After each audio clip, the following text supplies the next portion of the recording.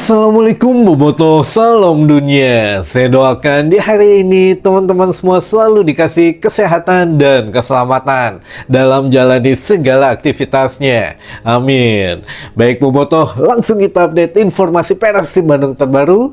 Dan sebelum kita mulai, kita juga ingin ngucapin wilujeng sumping buat teman-teman Boboto yang sudah subscribe, yang sudah like, yang sering komen juga di channel ini. Mudah-mudahan menjadi amal kebaikan teman-teman Boboto semua yang langsung dibalas oleh Allah Subhanahu wa Ta'ala. Amin. Dan Bobotoh, siapa yang mengharapkan Musa Sidibe datang ke Persib Bandung? Nah, ini kita ada update-nya teman-teman, yang mana update-nya langsung mencuat gitu ya. Sekarang persentasenya kurang lebih sudah 50%. Nah, ada beberapa syarat yang lainnya sehingga kita bisa mendatangkan full Musa Sidibe ke Persib Bandung. Nah, disimak teman-teman. Mudah-mudahan ya ini menjadi angin segar gitu ya buat teman-teman yang dari kemarin nanya kumaha kabar Peralta, gimana kabar Sidibe dan beberapa pemain yang lainnya. Kalau Peralta ya ini juga kita dari awal sepertinya memang agak berat ya kalau Peralta, walaupun ya rumorsnya kan masih ada klub Liga 1 yang lain yang memang mengharapkan jasanya, tapi ya sebelum bursa transfer ini ditutup mas, segala kemungkinan bisa saja terjadi, tapi ya sudahlah, kita belum punya update lagi mengenai Peralta. Sejauh ini kita masih berpegang teguh dengan yang dikatakan Wahaji Umuh bahwa ada klub lain yang memang lebih besar kansnya mendapatkan Peralta daripada Persib Bandung, walaupun Persib memang sempat ngobrol, sempat mengejar Peralta, tapi ya entah apakah memang difikirkan oleh Peralta ataukah memang ya sudah gitu ya, uang yang lebih besar dia yang akan mendapatkan jasanya gitu teman-teman. Kita lupakan dulu Peralta. Namun satu nama yang sering disebut oleh Bobotoh adalah Sidibe atau Musa Sidibe ini. Ingat teman-teman, bukan pemain dari Bayangkara gitu ya. Sidibe ini saat ini masih menjadi pemain JDT di Liga Malaysia. Jadi kalau Bayangkara ini memang meminjam saja ya setengah musim gitu ya kepada JDT, karena di JDT pun dibeli tapi ya tidak servisnya tidak dimaksimalkan sehingga dipinjamkan. Nah, ada beberapa fakta unik teman-teman yang mana Sidibe ini kita coba bongkar dulu apa sih sebetulnya kelebihan dari Sidibe gitu ya, sehingga banyak bobotoh yang menginginkan Sidibe ke Persib Bandung, dan ini juga sudah diamini oleh Wahaji Umuh gitu ya. Nah, ini teman-teman, untuk Sidibe ini sebetulnya bukan hal yang memang tabu gitu ya. Boyan Hodak sendiri mengakui bahwa musim kemarin seharusnya Persib Bandung bisa mendapatkan Sidibe gitu ya sebelum akhirnya ke JDT, karena ya mau tidak mau, apalagi alasannya kalau bukan dana, karena dananya masih kurang waktu itu nebus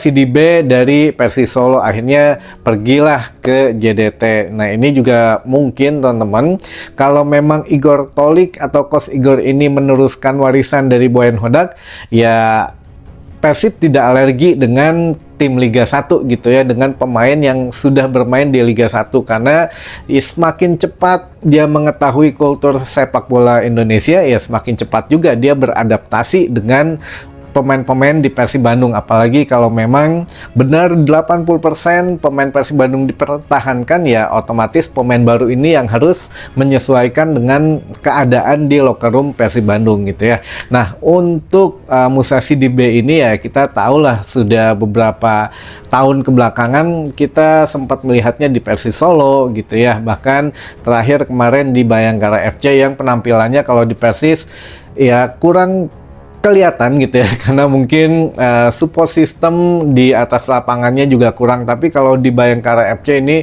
luar biasa gitu ya, dengan support systemnya yang memang pemain-pemain yang lainnya juga bagus-bagus, sehingga ya dia juga menunjukkan kemampuannya yang luar biasa. Nah, apakah musim ini atau musim depan Persib Bandung bisa berhasil mendapatkan Musa Sidibe, yang mana Musa Sidibe ini pemain berkebangsaan Mali, teman-teman. Mali ini kita pernah punya pemain asal Mali dan memang berkontribusi juga gitu ya selama di Persib Bandung. Kita ingat ada Makan Konate dan juga Jibril Kolibali. Nah, ini buat teman-teman yang baru mengenal Persib Bandung mungkin agak sedikit lupa atau bahkan tidak tahu siapa itu Jibril Kolibali atau Makan Konate. Nah, ini silahkan cari sejarahnya dulu saja gitu ya. Di Persib Bandung perannya bagaimana. Nah, pemain asal Mali ini atau Sidibé ini yang asal Mali, dia juga masih di bawah standar yang memang Persib Bandung inginkan, tapi bukan standar skill ya, tapi standar harga teman-teman. Sidibé masih berkisaran di bawah 5M untuk market value-nya sejauh ini. Nah, ini sangat disukai tentu saja oleh manajemen Persib Bandung dengan status pemain asing tapi di bawah 5M gitu ya, dan bisa berkontribusi lebih, sedangkan ya pemainnya juga versatil gitu ya, bisa bermain di beberapa posisi. Ini sangat disukai oleh Persib Bandung sehingga menaikkan persentase untuk bergabung dengan Persib Bandung. Lalu yang selanjutnya juga dari Sidibé sendiri, ini memang untuk posisi utamanya di sayap kanan, tapi seringkali juga ada di sayap kiri jika memang mengalami kebuntuan atau kebutuhan strategi, itu biasanya tergantung pelatihnya gitu ya. Namun tidak jarang juga ditempatkan sebagai gelandang serang teman-teman. Nah, ini dengan kemampuan Sidibé seperti itu, kemarin di Bayangkara FC ini lumayan gitu ya, jumlah golnya juga dengan jumlah penampilan dengan jumlah gol hampir sama. Jadi luar biasa untuk Sidibé ini. Mudah-mudahan lah kalau memang berjodoh dengan Persib mah oke gitu ya. Namun ya bocoran yang kita terima adalah kalau dari Sidibé-nya sendiri itu oke-oke aja teman-teman gitu ya, bergabung dengan Persib Bandung atau dengan klub yang memang ada di klub ASEAN gitu ya, ada di wilayah ASEAN. Karena kalau melihat track recordnya, Sidibé ini lebih banyak bermain di klub Eropa. Ketika pertama kali main di klub ASEAN atau di Asia gitu ya, itu dibawa oleh JDT. Nah, dari JDT juga ke Liga Thailand, ada di Ratchaburi juga pernah, lalu juga Liga Indonesia, cuma mungkin salah pilih klub gitu ya. Pertama ke Indonesia ke Persis Solo. Nah, akhirnya dibawa lagi JDT, dipinjamkan ke Bayangkara. Siapa tahu teman-teman musim depan ya ke Persib Bandung gitu ya. Namun ini masih sedikit harus bekerja keras untuk manajemen Persib Bandung. Kenapa kita persentasenya baru 50%? Karena untuk Musa Sidibé, kalau dari pribadinya saya pikir sudah oke katanya gitu ya. Kalau Sidibé gabung Persib nggak masalah. Namun selain itu juga saingan Bayangkara FC juga katanya ingin membeli secara permanen untuk Sidibé dari JDT. Kalau kemarin kan hanya meminjam. Nah, ini juga tidak kalah penting gitu ya untuk negosiasinya. Tinggal 50%-nya ini jika memang ingin mendaratkan ke Persib Bandung, manajemen Persib Bandung harus lolos interview atau lolos melobi pihak JDT teman-teman gitu ya. Karena lagi-lagi kalau untuk masalah dana ini saya pikir kan kalau untuk Sidibé masih punya kontrak katanya sampai dengan akhir tahun 2026 di JDT. Jadi mau tidak mau harus nebus minimal ya setengah musim ke depan mah harus ada biaya transfer gitu ya. Saya pikir juga bukan masalah yang baru buat manajemen Persib Bandung jika melihat dari nilai market value di bawah 5M, ditambah katakanlah harus membayar kompensasi jika menebus Sidibé dari JDT itu sekitar 1,5 atau 2M, ya masih masuklah hitungannya, masih sekitar 7M-an gitu ya. Itu juga masih standar pemain asing yang memang ya bisa lah dibeli oleh Persib Bandung gitu ya. Jadi ya saya pikir tidak jadi kendala kalau memang manajemen Persib Bandung sedang negosiasi dengan Sidibé. Karena apa? Karena begitu setiap teman-teman nanyain ke manajemen mengenai Sidibé, seakan-akan diam seribu bahaya, seribu bahasa gitu ya, diam seribu bahasa. Kenapa? Karena dalam kenyataannya biasanya kalau yang semakin banyak diomongin itu biasanya rada ragu-ragu gitu ya. Tapi kalau lagi diam-diam gini, ini justru menjadi curiga buat kita teman-teman, karena semakin diam ya semakin mempercepat koneksi atau negosiasi yang sedang dijalankan oleh kedua klub gitu ya. Jadi biar posisi senyap lah gitu. Jadi tidak mengumbar-ngumbar, wah nanti kita akan beli ini, kita nanti pengen si ini si itu, enggak, tapi ya di bawah senyap aja, tiba-tiba jadi begitu ya. Tinggal kecakapan dari manajemen Persib Bandung saat ini untuk melobi CDB mengenai harga yang deal ke JDT. Tapi kalau JDT mah saya pikir melepas, karena kan sudah biasa melepas juga gitu ya. Bahkan ya kemarin aja dipinjemin gitu ya, dibeli tapi untuk dipinjemin karena mungkin nggak masuk skema pelatihnya. Nah, kita juga berharap itu teman-teman, JDT bisa melepas dengan harga yang pas gitu ya. Tinggal lobby dari manajemen Persib saja. Nah, itu teman-teman untuk update dari CDB, kita memberikan persentasenya 50%. Siapa tahu saat ini manajemen Persib Bandung dalam tanda kutip sedang bernegosiasi. Dan jangan lupa teman-teman, kalau Persib membeli pemain dari Liga Malaysia biasanya mah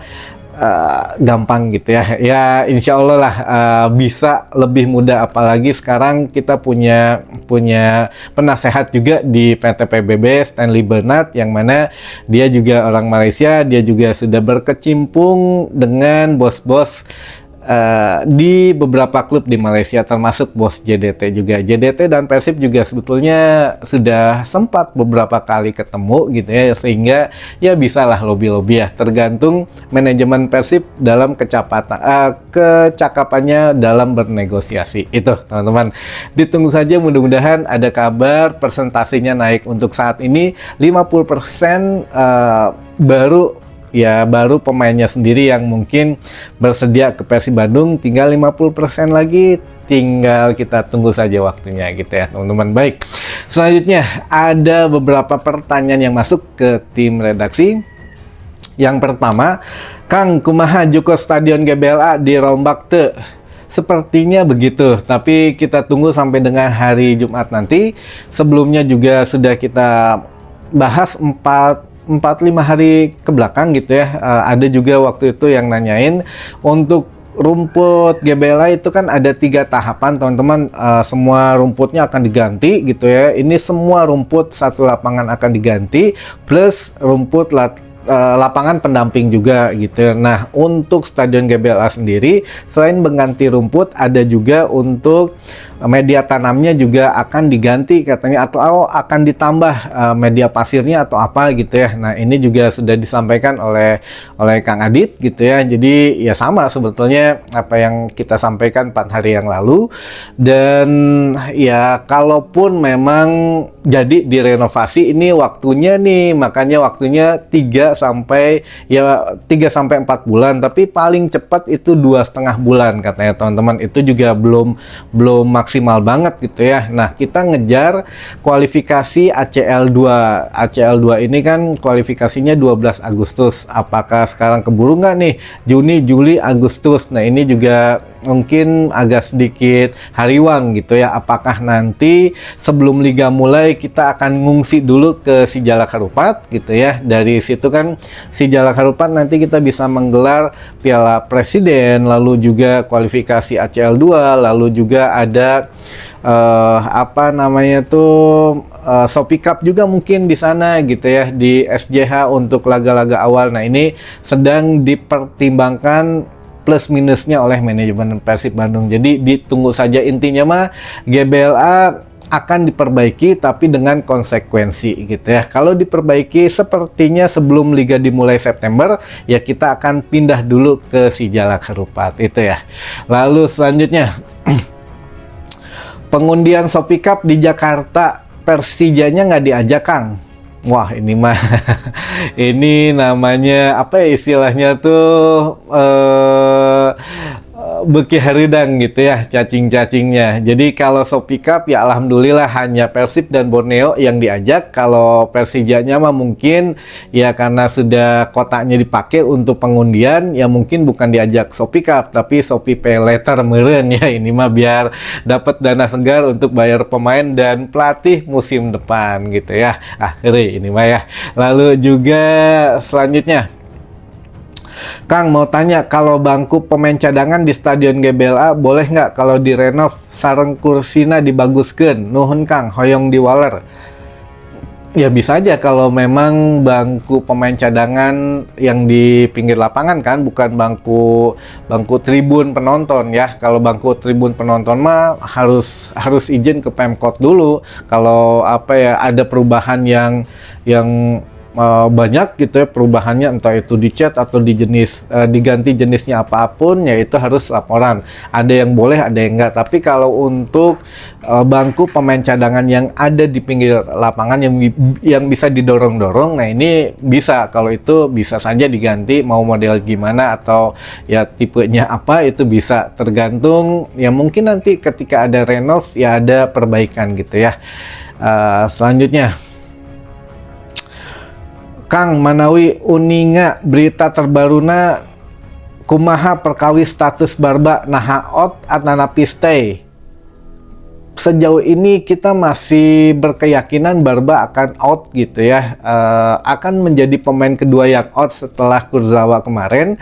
Tapi ya kita lihat nantilah kabar resminya bagaimana gitu ya, karena Barba juga masih simpang siur. Awalnya kontrak hanya 1 tahun, ternyata jadi 2 tahun gitu ya. Dan ini pun apakah memang klausul kontraknya 1+1, misalkan juara di tahun pertama otomatis diperpanjang di 1 tahun ke depan lagi. Jadi ya kalaupun memang ada tim yang berminat, sejauh ini kan katanya dikabarkan ada tim dari Yunani dan Italia kembali gitu ya yang berminat kepada Barba. Nah otomatis harus ada klausul tebus kontrak. Nah apakah memang Persib melepas atau Persib tergiur dengan penawaran yang akan dilakukan tim-tim tersebut, kita lihat nanti teman-teman. Tapi kalau sejauh ini, kalau dari pribadinya sepertinya memang ingin out gitu ya dari Persib Bandung. Dan ya kita lihat nanti akhirnya manajemen mau melakukan bagaimana, mau tetap mempertahankan Barba gitu ya, atau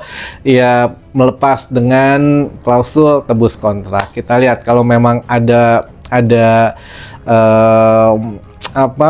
back baru kan atau ada pemain baru yang akan masuk kan butuh dana segar juga. Jadi jual beli pemain ini ya atau tebus kontrak pemain ini menjadi satu opsi yang menarik gitu ya, bahwa kita akan dapat dana segar teman-teman itu. Lalu selanjutnya mah ada teman-teman yang ingin disapa katanya, sedikit aja punten. Ada teman-teman dari Bon Jovi Gatas Garut Tasik, ada juga Kang Nanang Tiger Boy Manonjaya Tasik juga, wah banyak dari Tasik. Ada Kang Udin Pleret Cirebon, ada juga Kang Denny Konon di Cihamplas Cililin, ada Kang Jainal di Jatiwangi Majalengka, ada Abah Dede Kosadi Boboko Tangsel Tangerang Selatan, ada juga Bobotoh Kang Ujang di Korsel Korea Selatan, ada juga Abah Engki Iming di Cirebon, ada juga Kang Udin di Cisaga Ciamis, ada juga Boboko Pangangonan Sumedang, ada juga Mang Ade di Lebak Banten, ada Kang Hendi di Cugenang Cianjur, ada Boboto juga di Cicalengka, dan terakhir ada Kang Ali di Ciwaru Kuningan. Punten teman-teman, kita tidak bacakan semua karena mungkin ada sedikit waktu yang harus kita kerjakan. Insya Allah di video selanjutnya semua pertanyaannya lagi dan juga apa yang salam sapanya kita bacakan kembali gitu ya. Dan mudah-mudahan di hari ini bisa mendapatkan satu wawasan baru buat teman-teman Boboto semua. Sampai ketemu lagi di informasi selanjutnya. Wassalamualaikum Boboto, salam dunia.